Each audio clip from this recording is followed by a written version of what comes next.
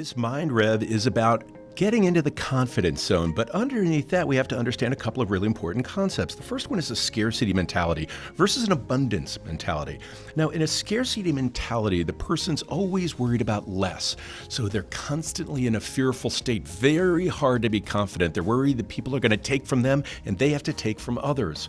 And you can see the more we are genuinely happy for other people, for their successes, the more good fortune we have. That's the world that we want to live in. And so let's look at this giver-taker paradigm, which you can read more on from Adam Grant. And in his book, Give and Take, Adam Grant talked about how givers were by far the winners in business in the world, because givers are thinking of a bigger world and creating a bigger world, and they're getting more back. Takers are just worried about their little piece and making sure no one else takes it from them. Very hard to feel self-confident if you're a taker, right? But let me show you another concept. This coming from Mark Manson, a value-based approach to self-worth. Who determines your self-worth? Is it your own value system, or are you judging yourself by how others treat you and think about you?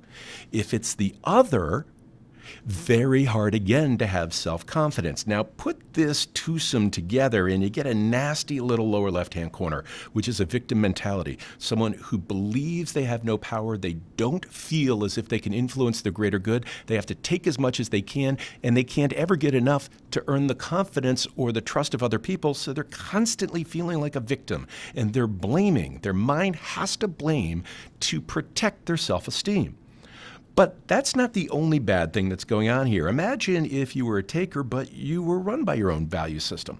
Well, these are people who actually do have an internal compass, but they don't believe they live in a bigger world. So they're constantly frightened and constantly vigilant.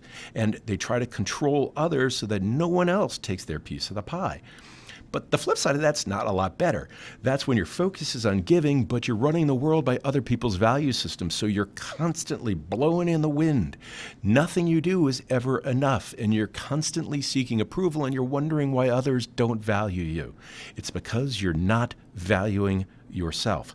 The only place to have self-confidence is in the upper right-hand side, what I call the creator zone, right? The confidence zone. The creator is someone who believes that he or she can create a world where others are better and you will be better too. And if you think about when people are truly confident, they're almost always in that creator zone where they're making a bigger world and they're partaking in a bigger world. The way to use this is just think about where you are during the day. Have you drifted off to controller in one mode or pleaser in another, perhaps helpless in another mode? And once you start gaining recognition about where you are, you can start rejiggering how you drive yourself. What's your motivation? What are you going to focus on?